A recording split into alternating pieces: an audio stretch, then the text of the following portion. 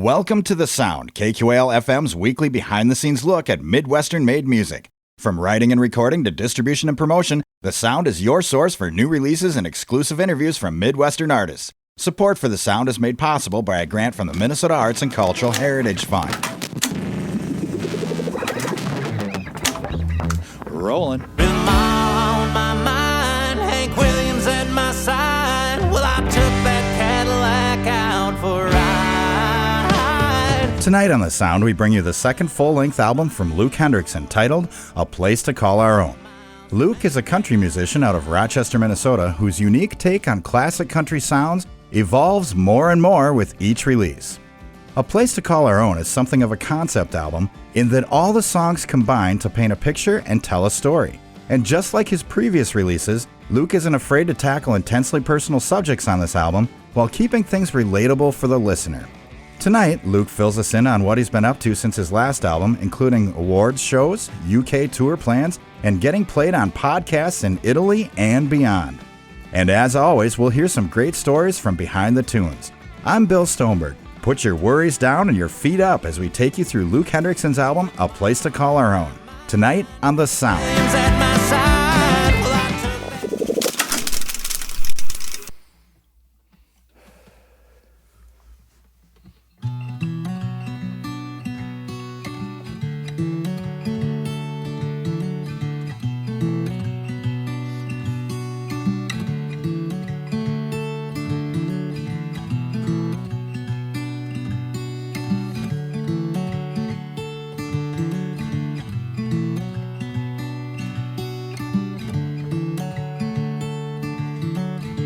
My dad died in the cab of a pickup truck. My dad died in the cab of a pickup truck. In a dirt floor garage, thank God my mama didn't find him. I was just shy of 4, so sometimes I need reminding that Dad died in the cab of a pickup truck. My dad died too damn young in that pickup truck.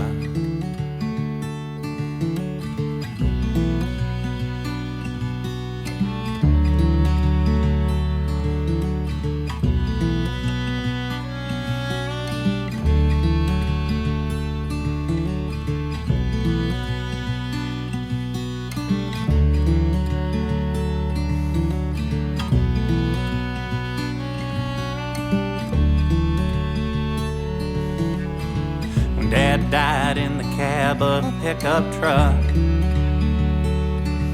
Just 33 years old and slumped over in a pickup truck. I don't care about the make, but I wish I knew the model. Did the fumes come slow or did he push on the throttle?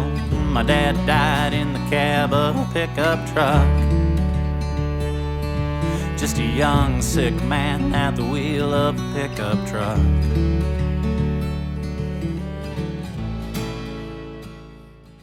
That was 1987. That is the first track off of Luke Hendrickson's latest album, A Place to Call Our Own. Luke Hendrickson from Rochester, Minnesota, one of the hardest working musicians I know. Fantastic new album. New to us anyway. I've been trying to get you in the studio here. Oh, I just gave it away. And here he is. Luke Hendrickson's with me tonight. How you doing, Luke? I'm great. Good, Thank you, Bill. good. Thank you. Yeah, like I said, it's been a while trying to get you in the studio for this, because you're a busy guy, you know. And I want to talk about the tunes too. See, it's tough because we kick off with 1987, and I just want to say, like I said, you're one of the hardest working musicians I know. You've got a killer sound, you've got a killer band, and you dig deep. You know, I mean, your songs are very personal, you know, they're very, like you just lay it all out, you know, and get into it, you know, is that, I don't know. Can you talk about that for a little bit? Yeah. I mean, it's gotten easier to do that. I think, simultaneously have a hard time writing, you know, fluff. Sort of, you know, if I go back to the earliest songs I tried to write, you know, they're probably just, you know, just verse, chorus, you know, and then as you figure it out, I don't know. I think with the last album, especially with the response I got from Good with the Gun and kind of the feeling I got from writing that song and putting it out there, and then kind of leaning into more personal stuff as opposed to, we're drinking and partying and whatever. Right. It just gotten easier. And then, like 1987 and then some of the other songs on this one, I chose to just lean into that, Right. It might be cliche to go, that's, the therapy or whatever, you sing about stuff or write about stuff rather than talk about it. At least I do. Yeah. Yeah. And, but deciding to write something like that and then just not keep it to yourself, to put it out there, that was a bit of a, I struggled mildly with that, with deciding, like, is this, especially to open the record, like, is this too on the nose? Is it, right? Right. But the feedback I've got from playing that in live settings and for friends leading up to recording it just all encouraged me and led me to decide that, that's just what it needs to be. Right. If people don't want to hear it, that's fine. They don't have to. If it's too much, I'm sorry, or not. But right. Yeah, I'm just leaning into it. Leaning. Well, and I think, like you said, it's, maybe kind of cliche to like say, well, it's cathartic, and stuff like that. But I think it's cliche because it is. Yeah. I mean, it just is. That's kind of part of art, I think, is digging in and then showing things to people, whether it be about yourself or about them or, I think most of the times when we share about ourselves, it reflects in others, I think that's, that's all part of it. Yeah, whether the exact circumstances are the same or not. I mean, right. there's similarities or just, the feeling of just that you're being real, I think is important. And I that's how I listen to music as well. Right. A lot of the time. So. Yeah. Well, I think that helps audiences and fans connect with you, I think that's why, that might be why you have such a strong pull. I think that might be part of the draw, and then, okay, there's a lot to dig into here, because you've also, everything from, like I said, you're very busy. So everything from, you had a UK tour planned. Yeah. That has since followed through, but, I want to get to that. You showed up on an Italian podcast, you were telling me? Yeah, there's been a couple, actually. Wow. Things keep popping up. All kinds of stuff. You were nominated for a bunch of awards, or at least two, right? It was four. Four. Yeah, the Midwest wow. thing. Yeah, Midwest Country Music Organization. Yeah, is that what it is? That's right. Yeah. What else? And constantly touring, boy, where should we start? You're the boss. Well, how about, I want to get into all that stuff, but right now let's kind of coast off of the songs themselves. You dig in, you tackle the tough subjects. This whole album is kind of an outpouring, like it feels like it's really from the heart. There's a story, that it takes you through. Yeah. I'm glad you picked up on that. And then also there's, like we were talking before, like I cut the album down kind of for this show, and we took out Open Seas. But even, stuff like that where it's like an instrumental kind of interlude almost track, some of the tracks have some long instrumental breaks and take you on a journey, where you're going this direction, then all of a sudden the song goes another direction, Was that conscious going into the writing of this? Like, were you... Like, did you know pretty early on that you had this big story to tell, or? Early on, as in before it even happened, no. Okay. But so this is coming off the heels of early COVID and all that stuff. Right. Like I had a lot of touring planned after the release of the first album, which obviously went away. That didn't happen, and so I think a lot of us were just kind of in funks, Right. And I was, I had not written anything for what to me felt like a very long time, and it probably had been 6 months or so. And one day I just got I just wrote, now I used to know, now I can't remember, but it was the first two tracks. It was 1987 and Morning Doves. I wrote one of them, and then I was like, oh God. And then the next day I wrote the other one. I'm like, okay, something's happening here. Right. And so that just kind of kicked me in the ass a little bit. Right. And from those, it felt like there's something here. I didn't know it was going to end up being like a full-length thing, I thought, well, because I had other songs too that were not quite as, I don't know, I guess heavy or somber or whatever.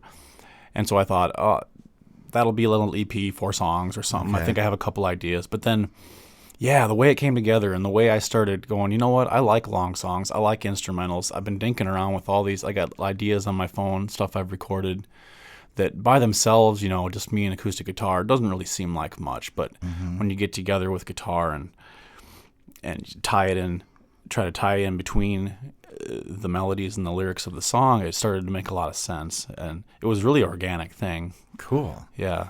So it's almost like it sounds like it just kind of came to you. Yeah. You know. Well, let's. You mentioned it. We just played 1987. Let's go ahead and play Morning Doves then. All right. Second track. I'm here talking to Luke Hendrickson. We're going through his album, A Place to Call Our Own. It's his latest album, and this track is the second track called Morning Doves, and you're listening to it on The Sound on 89.5 KQAL.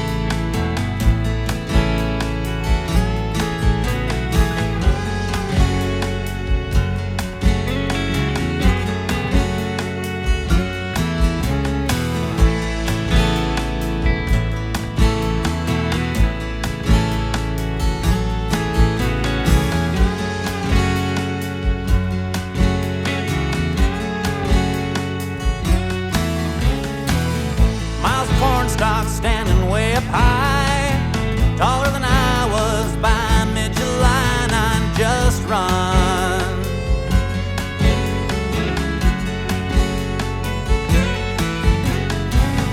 Getting lost didn't mean a thing.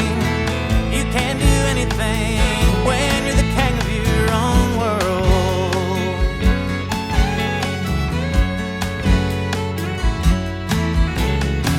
Take aim at blackbirds that squawk and scream, but spare the morning dove, their melody meant everything to me.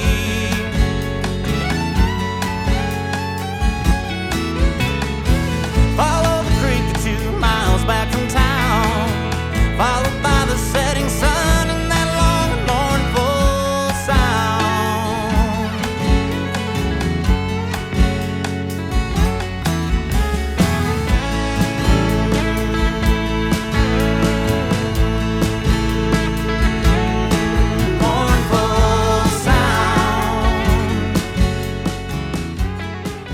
That was Morning Doves. That's the second track off of Luke Hendrickson's latest album called A Place to Call Our Own. And I have Luke in the studio with us tonight. Luke, so we're kind of talking about the whole album is kind of like a story. It takes you along a journey. How do you write when you sit down to write? Do you do you get an idea in your head of a lyric and then sit down with a guitar, or do you get like a melody and then try to put words to it? How does it go down? That's kind of the age-old question, right? How Right. do you write? I've always had a hard time answering that because I don't feel like I have a process that's laid out for sure. But if thinking back on it, it seems to me that whether I have, and I do have chord progressions and little things on the guitar that I'll save, on my phone or whatever. But the song doesn't actually begin until I do have something, whether it's got to be words, is what I'm saying. It's got to be a chorus, a line, a feeling. And it seems to me that if it's worth something, it just happens, for the most part. But yeah, it usually starts with words, and I'll try to match up. I'll just try to find a melody. If you get words that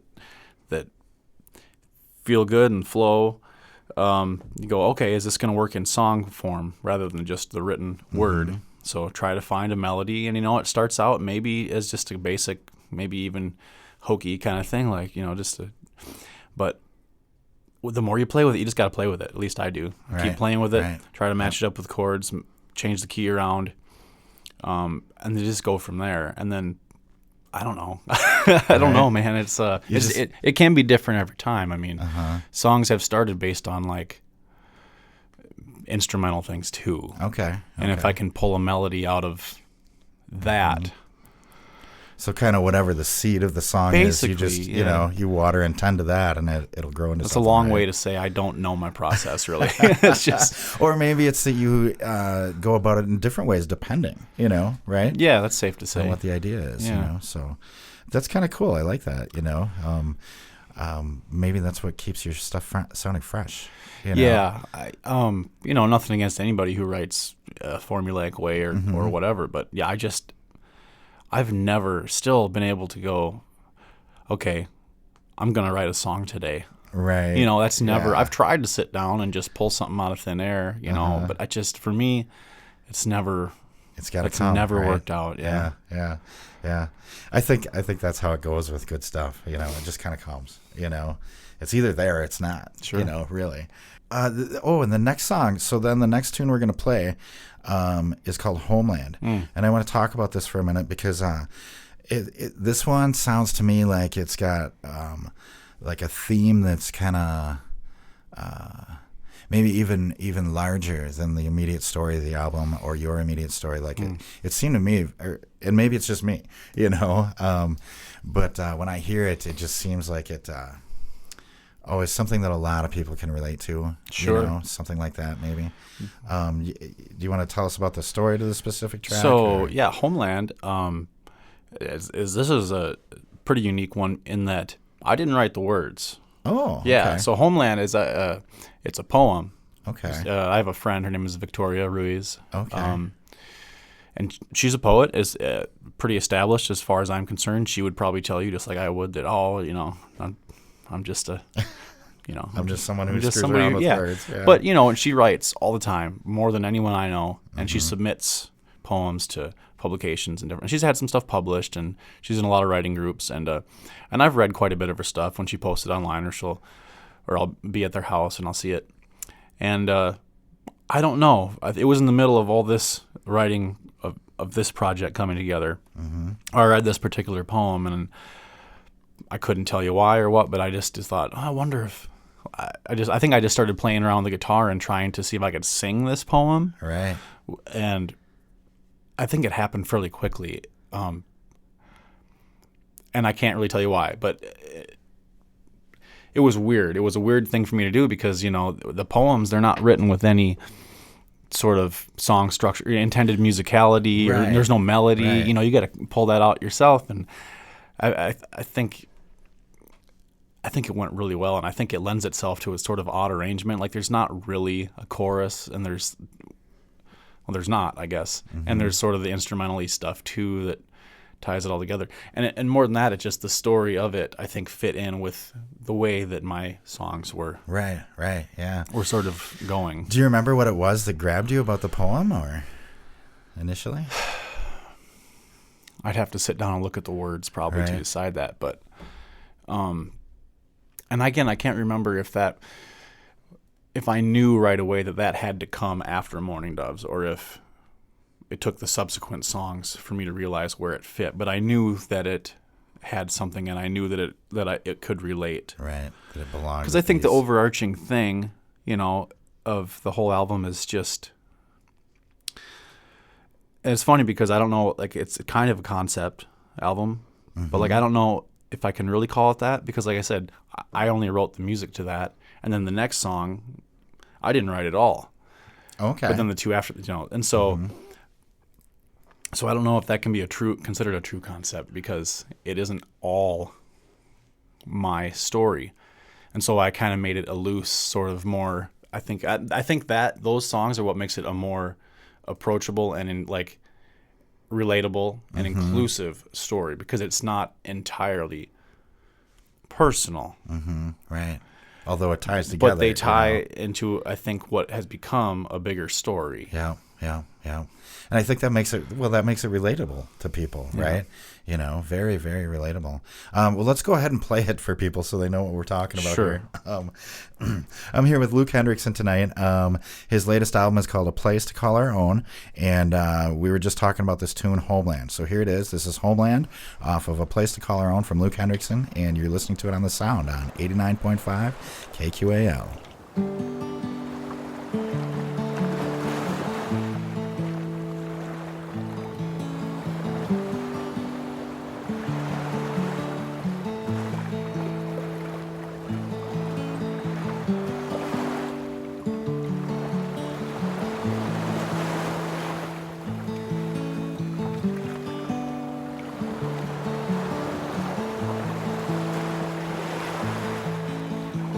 Day your father beat you, I understood the word. Refugee, how when pushed against water can harden a survivor with homeland in the eye.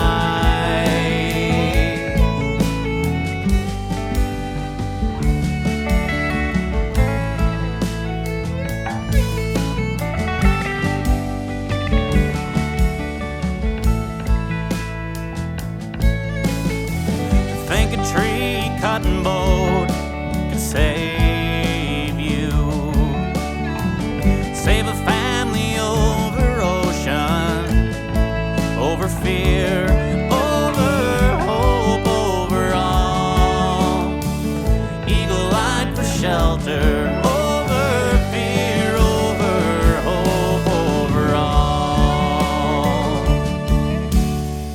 We were kids in a car years later, finding girls and a pulse, and for you, browbeat, I will never know.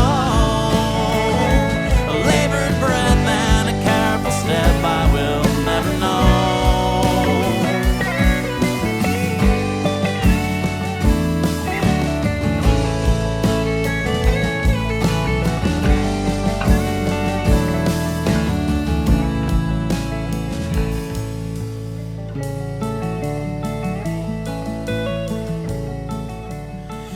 That was Homeland. That's the third track from, or the fourth track rather, from Luke Hendrickson's album A Place to Call Our Own.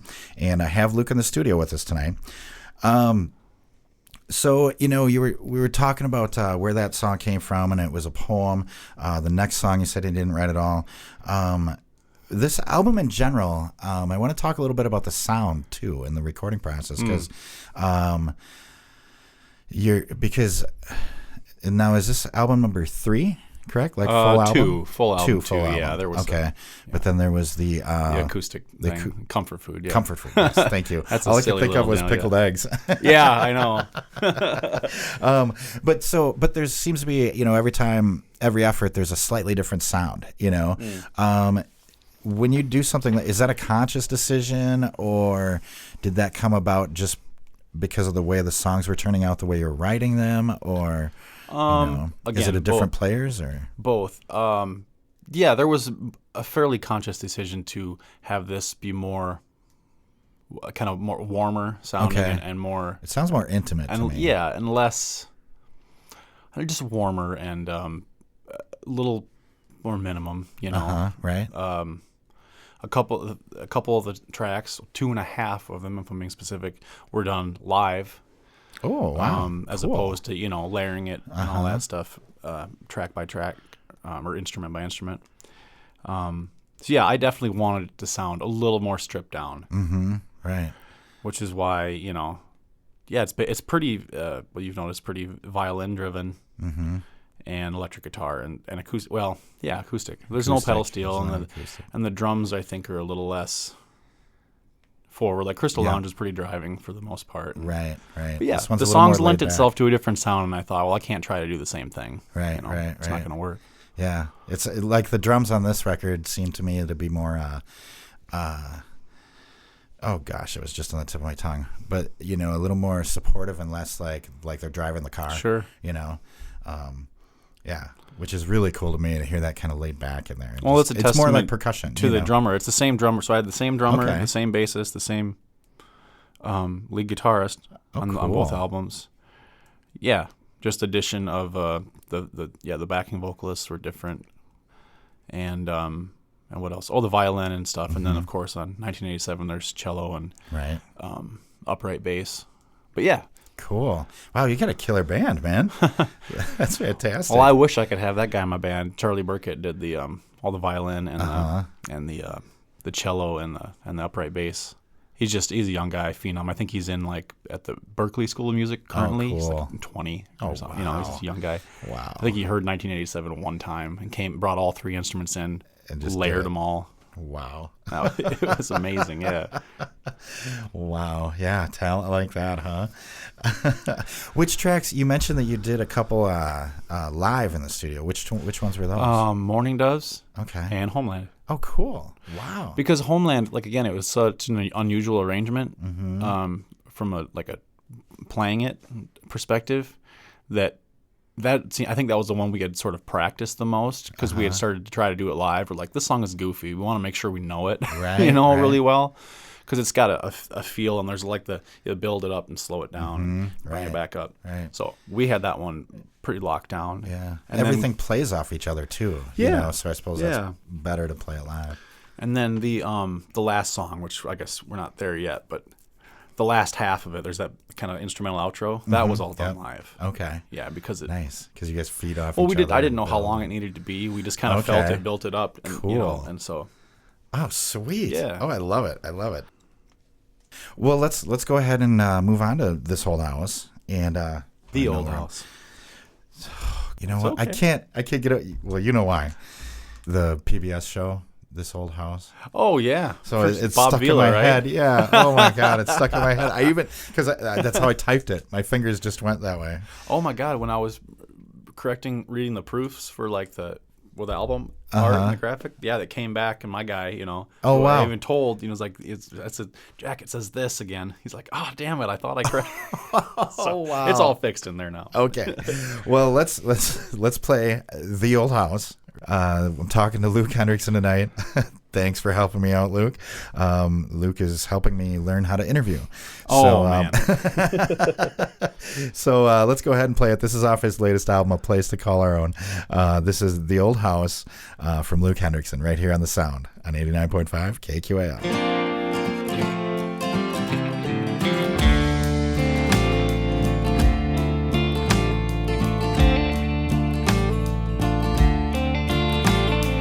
This old house is falling down. Paint is all battered and worn. Chimney stacks falling into the ground. Gardens covered in thorns.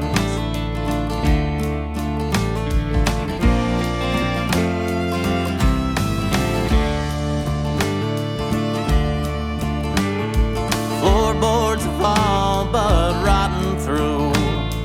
Dust sitting thick on the glass. Are there still ghosts that linger here? Memories steeped in the past. With a little bit of love, this house can be fixed. So roll up our sleeves and let's get it rebuilt.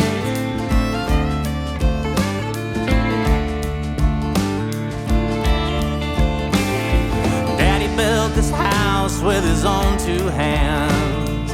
Mama had made it a home. Then they went off and they parted ways. It was left to just crumble and fall.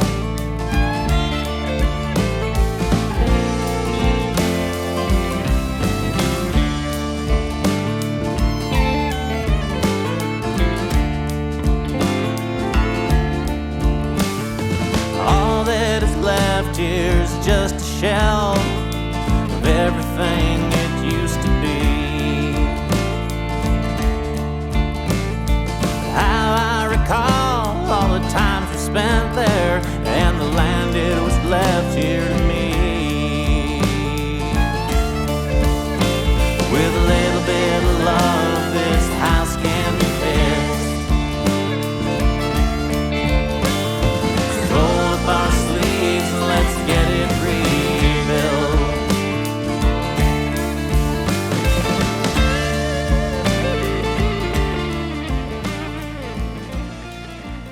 That was The Old House, and that's from Luke Hendrickson. That's off of his album A Place to Call Our Own. And Luke, thanks for correcting me on the song title. Man. I don't want to be a jerk. Well, no, but it's that old PBS show, This Old House. Is every time it's hard for me to even read it. That's what my brain sees, I guess. I don't know. It was a good show, though. I mean, it's a great tune, though. So, well, I wish I could take complete credit for it. I can't. Yeah. So The Old House. I don't know this song. No. Is this a cover? It is. Okay. Yeah. So Josh Bettis wrote it.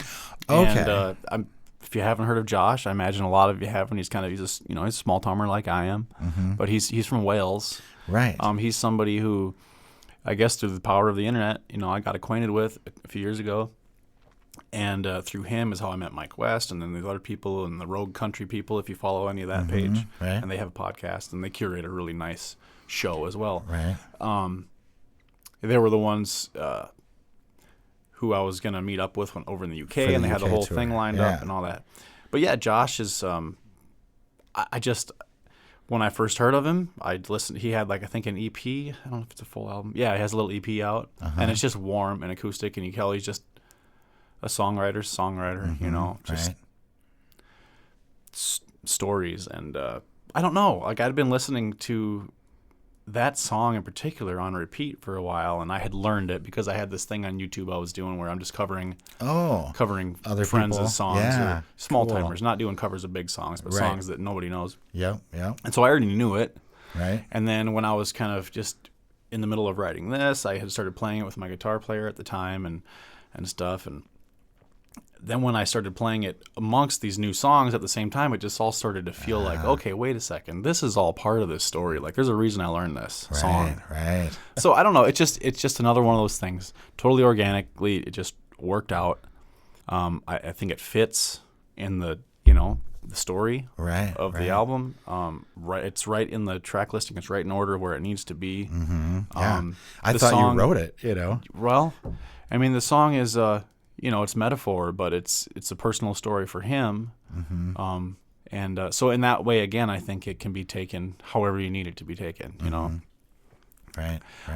I fear over-explaining sometimes, because because there's some very 1987. There's some very specific, very true specific to stuff. life things that happen, and then there's more vague notions, and then I'm taking songs that I didn't write. So I don't know. I'm just really proud of it, and I'm proud of Josh I'm thankful that he let me have the song. Not entirely. I credited him. I mean, if this thing ends up selling anything, he'll get some money. But Yeah.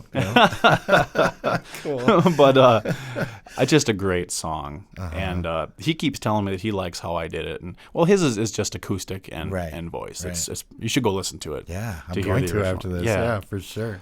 So cool. Well, have you and Josh met in person yet? No, or you haven't. No. Okay, that was to be. Was going to be happening here next month. So has that been the UK tour? Has that been rescheduled, or is there talk of that at all? Yeah, or? They want to it's postponed. It's not postponed. It's not so canceled. It's not canceled. Good. They're kind of saying maybe the same time next year, but we'll see. Okay. Sounds good. So how about the other stuff? How did you get? So they're in Wales, right? He is. He's in Wales. Is the Rogue Country Group? Is that from Wales as well? They're British. I think British, they're. kinda? Yeah. So Mike's in I think Birkenhead, which is Liverpool, basically. Okay, so and then there's Alex Tempest. There's a few of them. And I think there's a couple behind the scenes people. I don't know everybody, but I think it's basically mainly those 2 or 3 guys. Mm-hmm. Okay. But then Wales is a different country, but it's small. Right, but it's small, and they're not that far. You know, I wouldn't think. I think those guys have each met a few times too and done stuff. But they met, I think, online through a mutual love of this sort of same music. thing. Yeah. Now, what about this guy in Italy? The Country Bunker Medicine Show? Yeah, how did you get hooked up with that? Or how did you find out that he was playing your tune? Oh, I probably got tagged in something online at some point. Sure. And I'm going to mispronounce his name, so I shouldn't even try to say it, but it's Lele Guerra? Lele? I'm not sure. Okay. Italian guy. Yeah, but I think he must, I don't know if the Crystal Lounge right away when that came out, probably just because the internet, got circulated on somebody put it out there, and they reshared that, and then shortly after that came out, like a couple of my songs were getting played on this Italian podcast, and I'm like, well, that's crazy. And then so I don't know, I kind of hadn't thought about that in a while, and then here just recently I saw that Minnesota specific program that he had programmed, and so that's always cool. There's a guy in Italy, Claudio Trezani, who's written up a review for both of my albums. Cool. And he's a brilliant writer. Wow. The way you should read that review too. Yeah, definitely. I'm like, this guy gets it, And so I don't know, I'm still amazed by the fact that it can travel, to these other places. I mean, I try not to take that for granted. I know it's easier to do now with the internet and everything, but still, it's still amazing. I mean, there's a gal in the Netherlands who has a show that she curates that my stuff gets played regularly. There's a guy in Australia, Eddie White, who's got this long running program called the Cosmic Cowboy Cafe. Okay, and I get played on there. It's amazing. It's so cool. Did you? Was this something you tried to do, like get it out there to other places like that, and these outlets like the podcasts and radio things in other countries, or is this something that just happened? That just happened, yeah. Really? Yeah. I mean, I have sent stuff, to a minimal amount of maybe radio organizations and press, like publications that I know do reviews and things like that. Sure, yeah. But no, as far as all that, no. Interesting. That is really cool. Yeah. And I listened to the Italian one, the Country Bunker. Yeah. And it was, I believe it kicked off with Bob Dylan. Yeah. And it was the Jayhawks. And then you. Yeah. It was like, damn. Like, I don't belong with these guys. Yeah. What the hell is going on? That's awesome. It was like Trampled by Turtles and Pert Near Sandstone. Right. Yeah. That is amazing that that can happen. Isn't it wild? That is so cool. Oh, and also I wanted to ask you about something kind of similar, because you were telling me that you're booking some shows for some people up here that are like from different parts of the country. Yeah. Are those people that you've played with in other places, or how did you hook up with people like that? It sounds like you got a big network, a good yes network. and no. I'm working on it. Okay. And that's all been pretty organic as well. Right. It is impossible to say where that would actually start. I mean, when I first started putting myself out there, basically I realized that you're relying on the kindness and the thoughtfulness of strangers. Yeah. Whether it's to take a chance on you to hire you at their place, or you go someplace you've never been and they go, hey, where are you staying tonight? Well, I haven't figured that out yet. Well, I got a couch and whatever. And so just through all of that, I was like, okay, this is so important. I couldn't be doing this with any level of comfort or at all without other people. Right. And then doing it more, I realized what that takes and what all goes into it. So people that I would either meet or see online, because a lot of folks, there's not a lot, but some of the folks I've been booking some stuff for are folks that I probably booked them shows before I met them. Okay. But I had seen their interactions online and listened to their music and thought, okay, I'm going to take a chance on this as well. Right. And so the more I play, the more venues I know, the more people, the venues trust me to send them folks who are going to, do good there. And I'm just building relationships. That's what I'm trying to do as far as that goes. Right. Yeah. I like that you mentioned the venues you play too. I wanted to mention that for a minute just because I keep saying, outside of this show as well, I tell people this, like, dude, this guy is the hardest working musician I've met. Because I see I just looked before we talked today at your schedule for, I believe it was just for March, just this next month. And it's like, you're playing all over Minnesota, Wisconsin, Iowa, down in Illinois. But I see that constantly from you, just like dates. And it'll be out in Wyoming. It'll be out in Montana. It'll be, and then I also know my old stomping grounds where I grew up over by Arcadia. You play in Pine Creek at Harry's place. It's been a while since I've played there. Yeah, I know. But Harry loves you. Harry absolutely loves you. It's a great little spot too. I've met people there that have got me gigs in other places, which like where I'm going. I play at Muddy Waters quite a bit in Trempealeau. Right. And I want to say that the folks there, Lacey and Mark, I think they saw me at Harry's for the first time. Cool. And said, hey, come play. Nice. That's the way nice. it. That's how it works. Yeah. You know. Yeah. Exactly. But it just looks to me like, you know, because I'll look some of these places up and he's playing where in Wyoming, and I'll look it up, you know, and I'm like, wow, you know, that's just like, I don't know, that just seems fantastic to me. It's like, hell yeah, he's just gonna take his music and he's just gonna friggin' do it. I'm stubborn. You know, I'm just like it doesn't matter. Like, you know, I love that. I think that's fantastic. Blazing a trail and making friends and making fans, you know, and connections. It can be deceiving, you know, because I do keep a pretty full schedule because I have to, because it's, you know, this is what I chose to do for a living, and my wife is extremely supportive of that. So I don't want to take that for granted or neglect that and be gone away from home all the time. So a lot of those dates, you know, even though if they're in Wisconsin or Iowa or whatever, they're within a reasonable distance where I can still get home at night, you know. Yeah, for sure. But then I will go out for a week or 2 or 3, whatever, you know.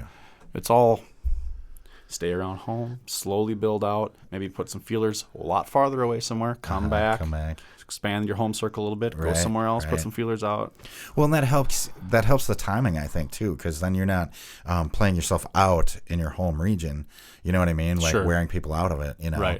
So it gives some time to breathe, to come back to another show, you know. It's just, I think it's a fantastic way to do it, man. I think you're doing great. I mean, I don't know what I'm doing, but thanks. Hey, none of us do, but you seem to make it look real cool and easy.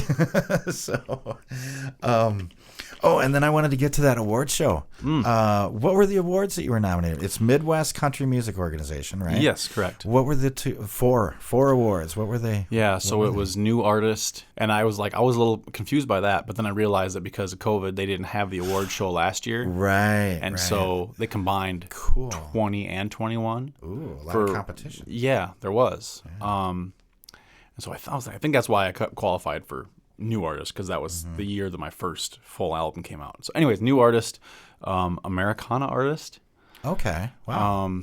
Songwriter of the Year. Nice. And Album of the Year. Damn. So cool, man. I didn't win anything. Very cool. But it was fun to go. Yeah, it's cool to go and get nominated. Did you play that night then too? I did, yeah. Yeah. Okay. How was that? How'd that feel? I mean, it was over in 2 seconds. You know, it's such a whirlwind. I suppose the backstage on something like that, I've never been a part of. You know, it's just there's people trying to keep everybody in line, and where's this person? They're up next, and because there's presenters, there's performers, there's wow. How long did you play for? Just one tune or two? Yeah, tunes, so I joined. There was Sherwin Linton. Do you know him? No, I don't. Look him up. He's a guy. He's an older fellow. He's in his 80s. Ooh. But he's been recording albums since the early 70s. Nice. South Dakota, and I think he's in like the South Dakota, whether it's South Dakota Music Hall of Fame or Country Music Hall of Fame, I'm not sure, but one of those. And then the country, the Midwest CMO gave him I think it was like a Legacy Award or a Lifetime Achievement Award a couple years ago. Nice. And he's still touring constantly, and I've heard his name. And Kenny Wilson, who played pedal steel on my first album, plays for him and his band, and so that's how I kind of got to know him. Right. And so I finally met him that day, and I had exchanged an email with his wife, who kind of handles his business, and they were, because of his South Dakota tie and my song South Dakota, which I guess gets a lot of play on the radio stations that they present this show to, they wanted to tie that in together. Okay. Yeah. Nice. So he did like he did the Wreck of the Old 97 with his band, and then he did one of his songs called Dusty Roads and Prairie Towns, which alludes to his South Dakota childhood. And so I joined him on the chorus for that, and then he walked off, and then his band stayed with me, and we did South Dakota, my song. So fun. Yeah. Fun. That is awesome. It was fun, but then it's over, and then you're like, oh God, did that just happen? I hope that, you know. Right. Does anyone get that on tape? I think they were recording it. Yeah. Do you have a video of it? Or? I don't know. Oh, wow. Oh, I shouldn't say that. No, one of my friends was there. Somebody took a video. Nice. I saw, yeah. Because I thought I saw a small clip of you online. So yeah, probably. Very cool. That is awesome. Yeah. Well, damn it. Next year we're going to get you to win one of those. So. All right, so here it is. I know I mentioned this to you before we started talking on the mics, but this next track has real quickly become my favorite track from you. You know, Ma and Hank Williams. I don't even know how glad much you I like want it, man. I don't know how much I want to say about this until we play it. So maybe let's just play it for people, and then we'll talk about it when we come back. I'm here tonight talking to Luke Hendrickson. We're talking about his latest album, A Place to Call Our Own. And this next track is called Ma and Hank Williams. And you're listening to it on The Sound on 89.5 KQAL.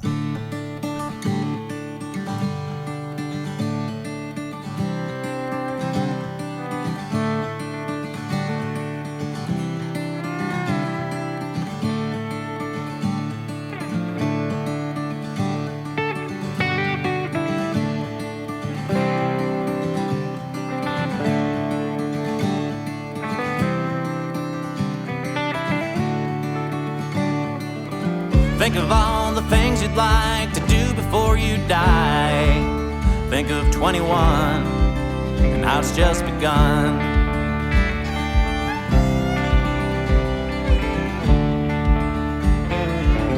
Think about your mother and realize how much you love her. You know her heart it beats just to see you smile. And think about old Hiram and how young they said goodbye, son. He won't be dreaming about his mama for a while.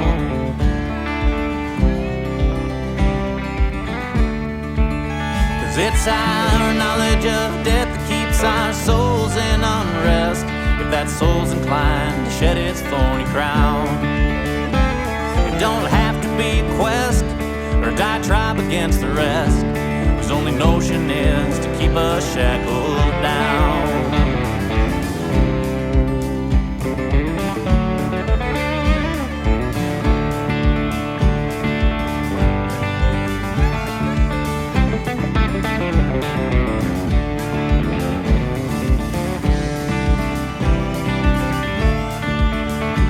So with a scrap of a plan, a little sense of who I am, I'm going west to meet a friend for a change. I'm gonna meet all kinds of girls, join a band and feel the world, see all things topographically strange.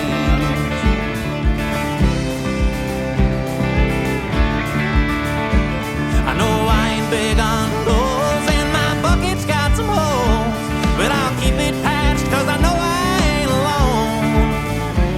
I've got blood and country blues, and that alone should get me through till the day I'm ready to go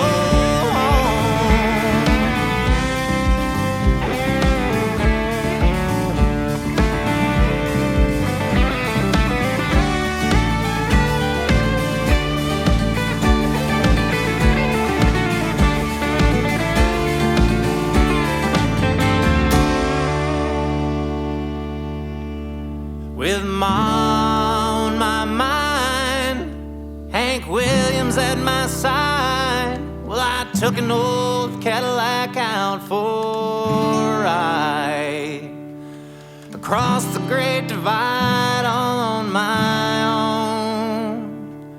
1,000 miles from anything I'd known.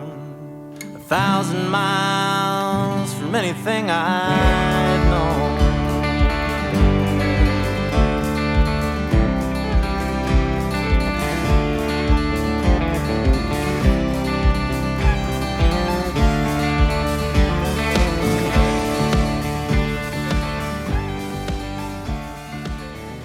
That was Ma and Hank Williams. That's from the latest album by Luke Hendrickson called A Place to Call Our Own. And I have Luke in the studio with me tonight. Okay, so like I said, that has quickly become my favorite track from you, you know. And that's saying a lot because I played the bleep out of your last album, Crystal Lounge. Yeah. And then this one, you know, this one's been out a few months, so, you know, this one was on repeat for a while too, you know, when it first came out. Yeah. I mean, you know, which I love because then, you know, it gives you something when you find an artist like that, you know, or when I do, you know, there's always something to look forward to then because it's like, oh God, what are they going to do next? You know, and especially, you know, like we've talked about, this album sounds different. There's a different direction. It's a different artistic statement, you know, and I absolutely love that when it's like, oh man, I can't wait to see what dude does next, you know. So that's really cool. But this tune, man, to me, when I hear this song, it sounds like like redemption and freedom all at once, with like a big dose of like the road. You know, Yeah. This song feels to me like driving towards the horizon, like out in somewhere like Montana or something. You know, with my fist in the air type thing. You know, there's a specific line when you sing the line. You know, I believe it's, let's see if I can get this right. With Ma on my mind and Hank Williams by my side. Yeah. I took a Cadillac out for a ride. Yeah.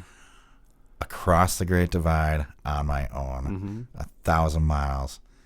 From anything I've known. Did I get that all right? Pretty much. Okay. Yeah, okay. pretty much. But that last, I mean, the whole thing to me just hits me really hard. But that last line, you know, across the Great Divide on my own, 1,000 miles from anything I've ever known.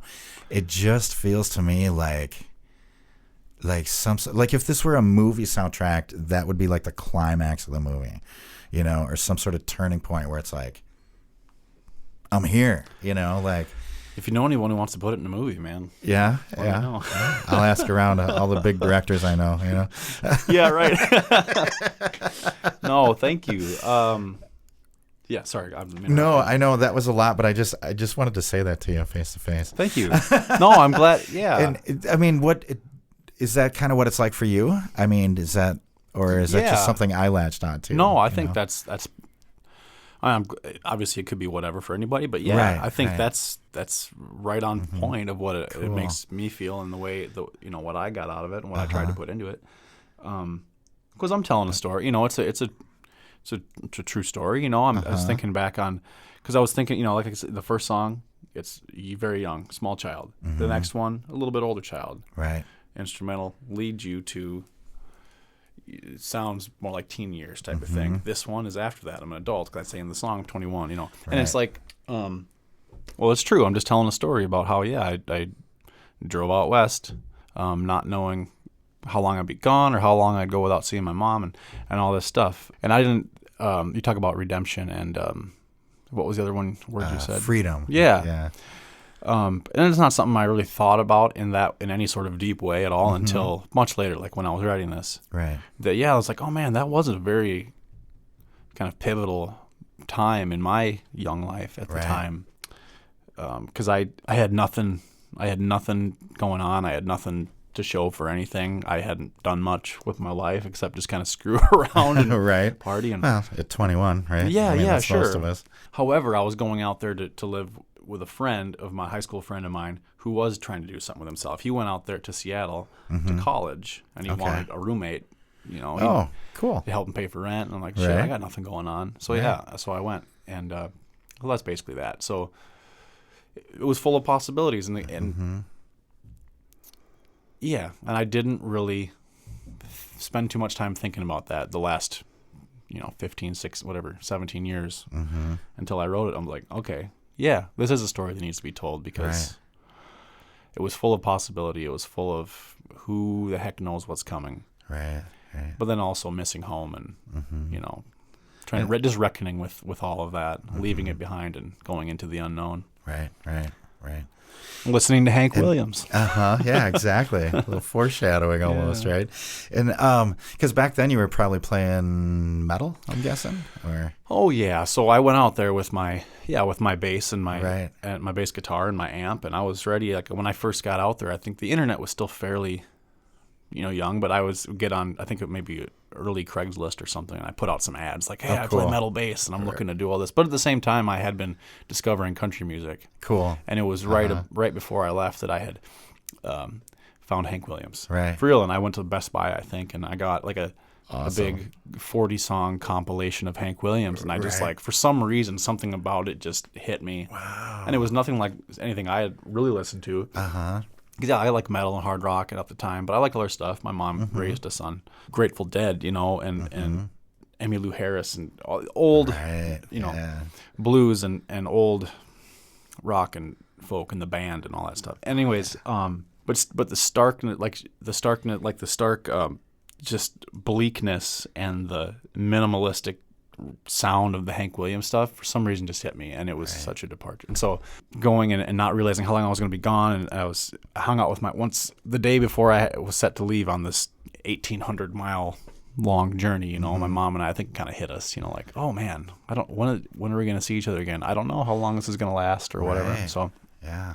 and I had been like, so we did some hanging out and some drinking. And Mom, do you like Hank Williams? She's like, well, I don't really, you know. That wasn't really on her radar, you know. Her dad died when she was young too, and she just had a couple memories of him singing that to the radio. So, wow. So I think we helped her revisit that a little bit too, and so it ends up being this. I'm so lonesome I could cry, Right, just right. this sob fest, you know. Right. And so I was literally, you know, listening to this in the CD of this old Cadillac I had, CD player, driving across there, and That's it's just, awesome. and I kind of just never forgot that. Yeah, yeah.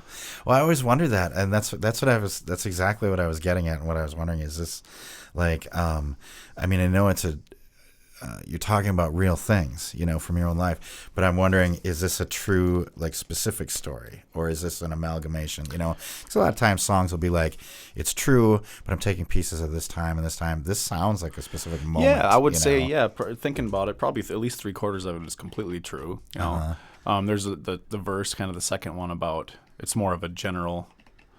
What is it? What do I say? Going out into the unknown because it's our knowledge of death and keeps our soul. Because I was tying in that. Well, we all got to die sometime, so let's just go out and do the thing, right? Right. And then Hank Williams died young, and he didn't get to see his mom anymore. So I won't say too much, but there's some Easter eggs in there too, actually, about Hank Williams and Ooh. stuff. So yeah, Cool. I'm gonna have to. it was go a back little and more listen to intentional some that more. I think I was used to. So that song was kind of a big one as far as me playing around with stuff too. Oh, that's interesting Yeah. then. Playing with the process, right? Yeah, yeah. Oh, I'm gonna listen back to that with that in mind now. Which I kind of forgotten about until we started Yeah. talking about this. So. That is awesome. Well, kids, listen to that tune again. That's Ma and Hank Williams. Listen for the Hank Williams Easter eggs in there. So, and give us a call and see if you find them. And Yeah, there you go. there's probably no one here, but give us a call anyway. And I probably won't get back to you anyway. But if you see me on the street, we can talk about it. Clear for up that sure. voice, that inbox, man. For sure. Yeah, I know.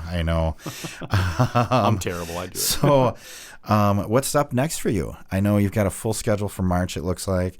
Do you have any new recordings that are happening, or writing, or a tour, anything like that? Yeah, well, a lot of little mini tours within the greater scope. Let's see. The end of March, I'm going on a tour. I'm going to be opening 9 days for a Nick Dittmeyer and the Sawdusters. Okay. There's somebody you should definitely check out. I think they're from Southern Indiana, Louisville area. Okay, on the other side of nice. the river. So, J.D. McIntyre is the bass player. I've known him for a long time because he's played with a bunch of Matt Woods and Whitey Morgan and stuff over the years. Cool. So yeah, I've got that, and then April I've replaced all the postponed UK dates. I've got 2 weeks full of South and North Dakota, and Manitoba and Saskatchewan. Oh, cool. So yeah, those are all, and a Nebraska date in there too. And then yeah, I'm booking stuff for other people, and just check my stuff online and right. yeah, try Yeah. to see where I'm at. Where's the best place for people to find out about dates? Is that Probably Facebook still or- so it's just dates specifically. Look up Bands in Town. Bands in Town? Just Oh, type in my name on Bands sweet. in Town. I do link Perfect. it up on my Facebook, but that's the best place. For just dates, and you can click follow, and you'll get the updates when I post new dates. Post a new date, yeah. But Facebook, there'll be the actual event pages and photos and Right. sometimes dog and cat pictures and stuff like that. For sure. Nice. And the tunes are basically available anywhere you can stream stuff. Bandcamp. Yes. Do you sell stuff from your website, or is it just... Yeah, the Bandcamp page. Yeah, it's The Bandcamp. lukehendrickson.bandcamp.com. Okay. A lot of stuff's on back order right now. There's the supply stuff, it's been crazy. Right, yeah. But so we can put in merch orders there too, right? Yeah. For shirts and stuff like that. Cool. Yep, and I run all that myself, and I ship them out myself. So it's up to me to update the counts of how many shirts many I are have in left. this size, and sometimes I miss that. So Right. just be patient with Yeah, me, please. I'll get yeah. it out to you. We will be. Well, Luke, thank you so much for joining us. Thanks, Bill. Yeah, I mean, I absolutely love the album. Once again, like I said, it's great when I find someone like you where I really dig your stuff, and it's always exciting to see what you do next. So, love the album. Well, I hope I can keep it up. Yeah. Some semblance of it. I do not know what's next. You asked about recordings. Right. I have not there yet. Okay. Not yeah. there yet. So Well, I you're in the don't mode. know what's next. I have Right. a little tinglings of ideas in my brain. But Cool. we're not there. Yeah. Well, right now it's time to support this album, right? So Appreciate that. very cool. I'm here talking to Luke Hendrickson tonight. If you just joined us, go back and listen to this show online on kql.org because Luke's got some fantastic tunes. Or in fact, right now, just go to Spotify or iTunes, Apple, whatever you do. Look it up. Luke Hendrickson, his latest album is A Place to Call Our Own. And again, Luke, thanks for coming and hanging with us Bill. tonight. This is another track off the album. I believe this is the last track, like It is. Chasing Ghosts. So this is the track that closes the record, Chasing Ghosts, from Luke Hendrickson, and it's from A Place to Call Our Own. It's a long one. Yeah, so here it is. You're listening to it on The Sound on 89.5. Everyone have a great night and enjoy some more Luke Hendrickson. Thanks, Bill.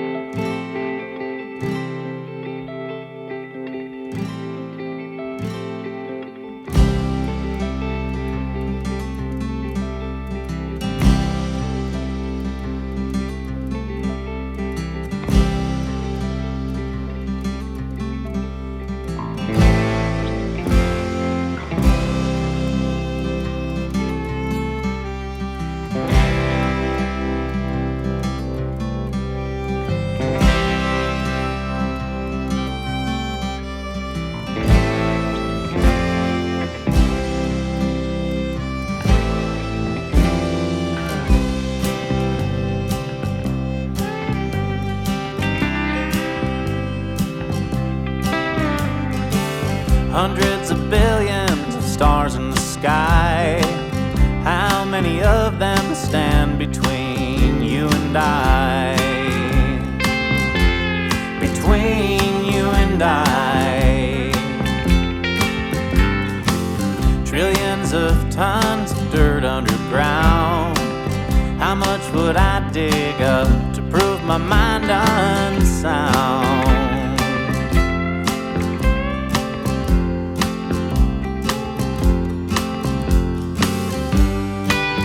But I'm a father now myself, and chasing ghosts never served me well.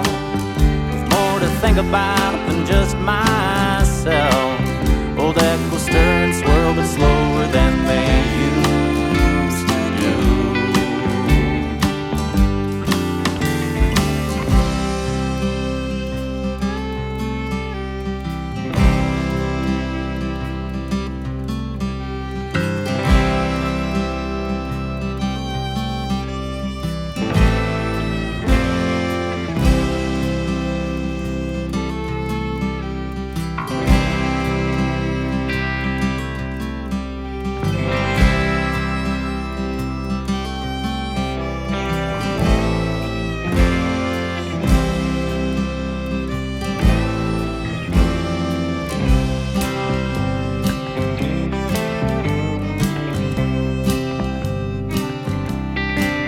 We're in a never-ending universe of possibility, none of which will ever bring you back here to me. Nothing can bring you back. So I carry this here guitar in a hollowed-out blue. Suffice to say, I'm not at all the same without you.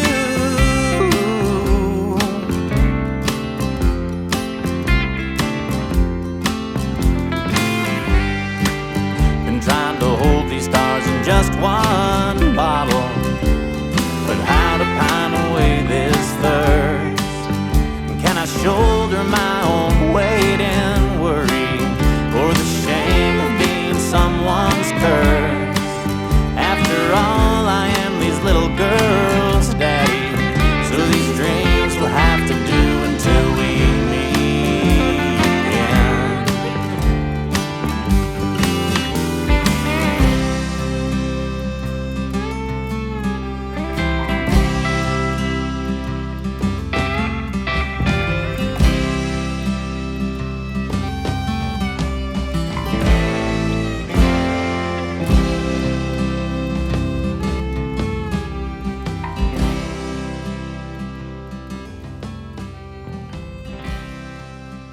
Thanks again to Luke Hendrickson for joining us tonight on The Sound. To hear more from Luke, check him out on Bandcamp, Facebook, or your favorite streaming service. For more deep dives into local and regional albums, tune into The Sound every Wednesday night at 6 right here on 89.5 KQAL. I'm Bill Stoneberg, and we've just heard from Luke Hendrickson on The Sound. Thanks for listening to The Sound. The Sound is produced by KQAL FM on the campus of Winona State University. Visit us online at kqal.org. Theme music for The Sound provided by Mike Terrell of Fires of Denmark.